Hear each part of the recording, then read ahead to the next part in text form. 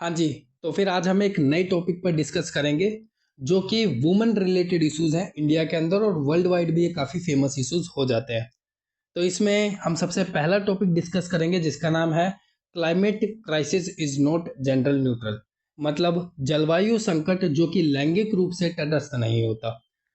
तो मेरा नाम दीपक यादव है और अब हम इस टॉपिक को स्टार्ट करते हैं। Climate crisis is not gender neutral. जलवायु संकट लैंगिक रूप से तटस्थ नहीं होता। हाँ, ये बात बिल्कुल सच है। जो जलवायु संकट है वो लैंगिक रूप से तटस्थ नहीं होता, क्योंकि इसका जो इफेक्ट है वो फीमेल्स पर, मेंस पर और अलग अलग जेंडर की पहचानों पर अलग अलग तरीके से इसका प्रभाव पड़ता है। तो सबसे पहली बात, क्यों ये जो क्लाइमेट क्राइसिस है वो जेंडर न्यूट्रल नहीं है, इसका सबसे पहला पॉइंट बनता है कि जो फीमेल्स होती हैं उन पर जलवायु की जो आपदाएं होती है वो बहुत तेजी से पड़ती हैं।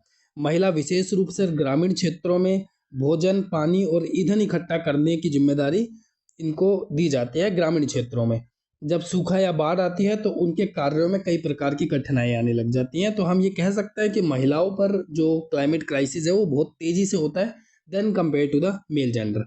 प्राकृतिक आपदाओं के दौरान के बाद जो महिलाओं पर जो हिंसा होती है, तस्करी होती है और यौन शोषण जो होता है उसका खतरा बहुत ज़्यादा बढ़ जाता है। दूसरे पॉइंट की बात करें, जो हेल्थ का जो इफेक्ट होता है महिलाओं के ऊपर वो ज़्यादा होता है, क्योंकि महिलाओं को कुपोषण का अधिक खतरा होता है। क्योंकि संकट के समय पर अक्सर परिवार के अन्य सदस्य जो होते हैं उनको महिलाओं को भोजन देने की जो जिम्मेदारी होती है वो पहले होती है, और महिलाएं जो भोजन होती है वो बाद में खाते हैं, जिसके कारण जो हेल्थ इश्यूज होते हैं महिलाओं के ऊपर वो ज़्यादा देखने को मिलते हैं। गर्भवती महिलाएं जो होती है उनको स्वच्छ पानी पीने को लिए नहीं मिल पाता, स्वास्थ्य सेवाएं नहीं मिल पाती, जिसके कारण उनका जो जीवन होता है वो बहुत ज़्यादा दुर्लभ होने की उनको खतरा होता है। तीसरे पॉइंट की बात करें, जो इकोनॉमिकल जो डिसिमिलैरिटी है, मतलब आर्थिक असमानता जो होती है वो बहुत ज़्यादा देखने को मिलती है। जलवायु परिवर्तन के कारण पारंपरिक आजीविका, जैसे अगर हम बात करें एग्रीकल्चर, पोल्ट्री फार्मिंग, बहुत बुरी तरीके से प्रभावित होते हैं, जिससे जो महिलाओं की जो आमदनी है उस पर बहुत बुरा प्रभाव पड़ता है। क्योंकि ज़्यादातर महिलाएं एग्रीकल्चर और पोल्ट्री फार्मिंग, मतलब जो फार्म एग्रीकल्चर टाइप की जो बिजनेसेस हैं वहाँ पर हमें महिलाएं ज़्यादा देखने को मिलती है than compared to the service sector, right. पुरुषों की तुलना में महिलाओं के पास कम भूमि और स्वामित्व और जो वित्तीय संसाधन होते हैं वो बहुत कम होते हैं, जिसके कारण यहाँ पे भी जो हमारा जो जेंडर न्यूट्रल है, जेंडर न्यूट्रलिटी की जो परिभाषा है क्लाइमेट क्राइसिस के आधार पर वो हमें विखंडित होते हुए दिखाई देती है, जिससे वे जलवायु संकट में निपटने के लिए जो महिलाएं हैं वो कमजोर पड़ जाती हैं।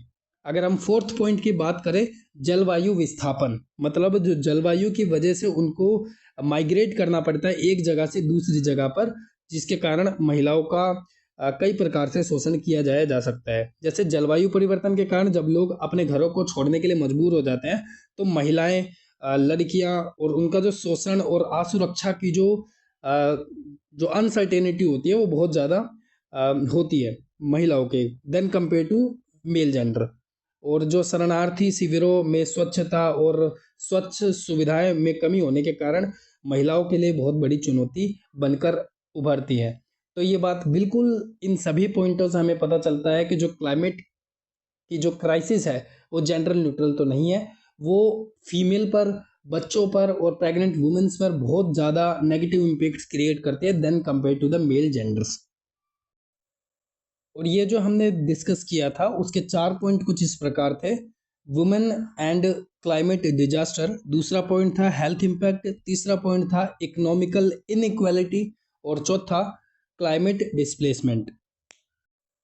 इसी के साथ साथ एक रिपोर्ट जो यूनाइटेड नेशन डेवलपमेंट प्रोग्राम के द्वारा रिलीज की गई थी, यूएनडीपी के द्वारा, उन्होंने बोला कि वुमेन्स और चिल्ड्रंस को 14 गुना ज़्यादा खतरा होता है मरने का than compared to male in a disaster. Means the women and childrens are 14 time more likely than man to die in a disaster. तो इस बात से हम समझ सकते हैं कि 14 टाइम ज़्यादा मरने का खतरा, ये इस बात को दर्शाता है कि in reality women and childrens are not safe in a bad climatic condition. तो फाइनली अब हम बात कर लेते हैं कि जो कॉन्स्टिट्यूशनल प्रोविजंस है वो किस तरीके से इस क्लाइमेट क्राइसिस जो कि जेंडर न्यूट्रल नहीं है उससे डील करते हैं। सुप्रीम कोर्ट की एक रूलिंग में सुप्रीम कोर्ट ने कहा था कि लोगों को राइट टू बी फ्री का हक है in adverse effect of the climate change. दूसरा, साथ ही जो क्लीन इन्वायरमेंट को एक फंडामेंटल राइट की तरह रिकॉग्नाइज भी किया था सुप्रीम कोर्ट ने, within the ambit of the right to life. इसका मतलब the supreme court of India has ruled that the people have right to free from the adverse effect of the climate change and the right to the clean environment is recognised as a fundamental right within the ambit of the right to the life. So finally अब हम बात करेंगे impact on agriculture during the climate crisis. इसका मतलब agriculture climate crisis के दौरान किस प्रकार से जनरल न्यूट्रल नहीं रह पाता। इसमें सबसे पहला पॉइंट आता है agriculture is the most important livelihood source for the womens in our India. And the second point is climate driven crop yield reduce increases the food insecurity, adverse impact on poor households. And the third point is women living in a drought prone district or a drought prone areas were more underweight and experience more intimated partner violence and have a high prevalences of the girls marriages. The last point is it also impact their mental health and the emotional well-beings. Now finally अब हम पहुंच चुके हैं extreme events and gender based violence पे, जिसमें first point को हम देखते हैं। A report that is published by the council of energy environment and water means CEEW in 2021। इन्होंने पाया कि 75% of the Indian district are vulnerable to the hydromet disaster. अब हाइड्रोमेट डिजास्टर का मतलब होता है फ्लड, ड्रोट एंड साइक्लोन्स वाले जो एरियाज होते हैं वो हाइड्रोमेट डिजास्टर के अंदर काउंट किए जाते हैं। Now the second point is study are showing that the direct correlation between the natural disaster and the gender based violence against the women. Changes in a water cycle pattern severely impact on the safe drinking water. Prolonged heat in a particularly dangerous for the pregnant women, young children and the elders. The exposure of pollutants in air affected the woman health and the unborn babies. Thus, in this need for more evidences on the intersectionality that make the certain subgroup are more vulnerable toward the climate crisis. हमने finally इस चीज को finish कर लिया कि extreme event होने के कारण जो जेंडर बेस्ड वायलेंस है वो किस तरीके से इंक्रीज हो जाता है। फाइनली अब हम बात करेंगे कि हीट वेव की वजह से जो वाटर शॉर्टेज होती है उससे फीमेल्स को किस तरीके से इम्पैक्ट देखने को मिलता है कि फीमेल ज़्यादा प्रभावित क्यों होती है। तो सबसे पहले हम देखते हैं कि हेल्थ ओरिएंटेड जो इशू होते हैं महिलाओं के अंदर वो than compared to male gender ज़्यादा देखने को मिलते हैं, क्योंकि वुमेन जो होती हैं एट ए क्लाइमेट क्राइसिस ये एक vulnerable group of section of society में आते हैं, जैसे females, pregnant females, childrens and elder mens, right, elders people. तो सबसे पहला पॉइंट आ जाता है इसमें कि हेल्थ इश्यूज़ में जो गर्भवती महिलाएं होती हैं उनके अंदर कुछ ज़्यादा खतरा हो जाता है, क्योंकि लू लगने के कारण उसमें डिहाइड्रेशन की जो प्रॉब्लम्स है वो देखने को मिल सकती है, हाई ब्लड प्रेशर देखने को मिल सकता है, जिसके कारण जो गर्भवती महिलाओं के जो गर्भ में जो बेबी होता है उनको कई प्रकार के नुकसान देखने को मिल सकते हैं।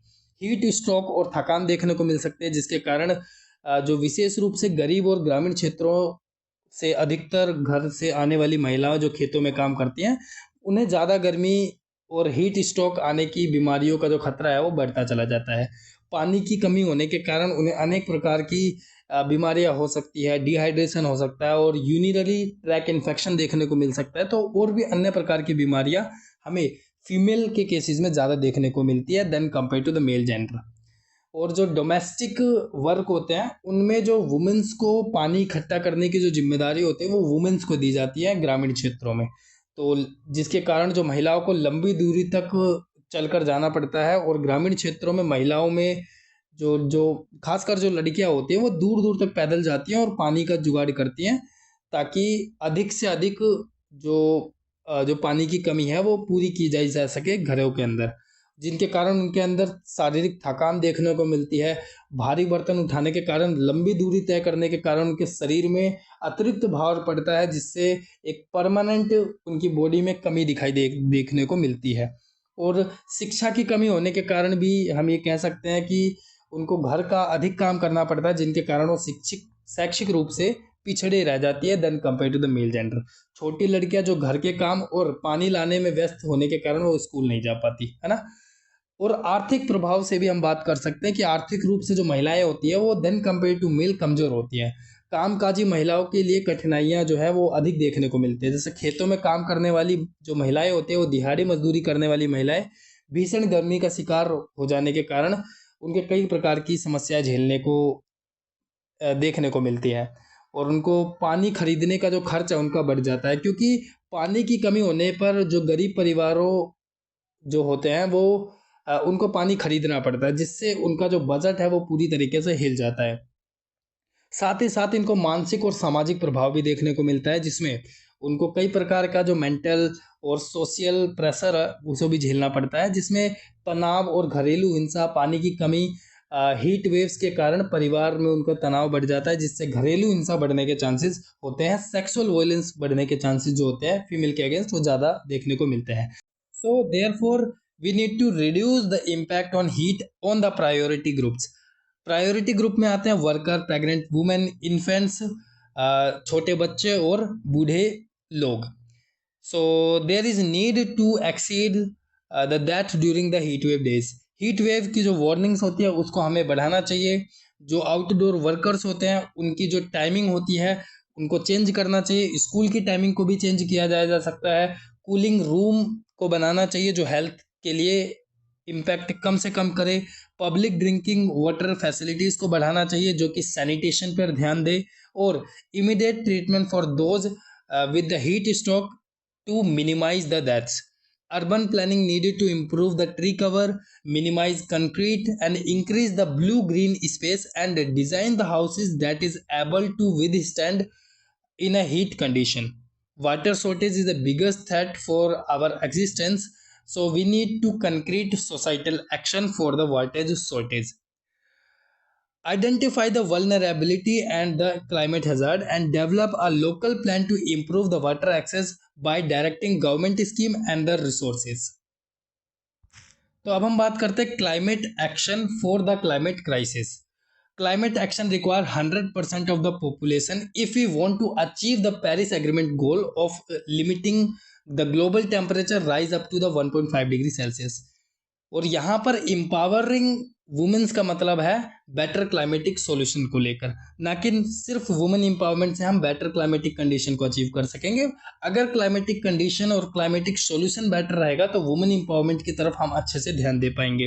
We provide with the same access of the resources as man.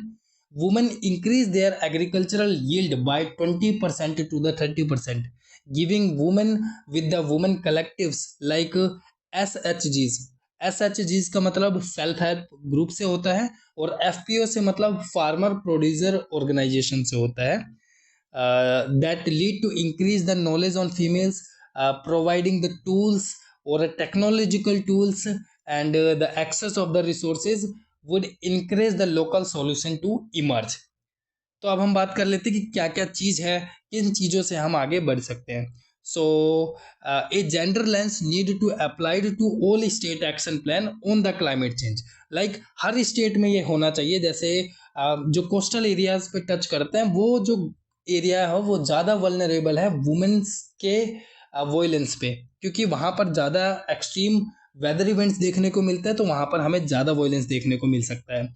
Recognize the vulnerability of all genders and implement gender transformative strategies, ensuring the comprehensive and equitable approach to the climate adaptation. Instead, we need to label as a victim. Instead, we need to label as a victim. Women can lead the way in a climate action.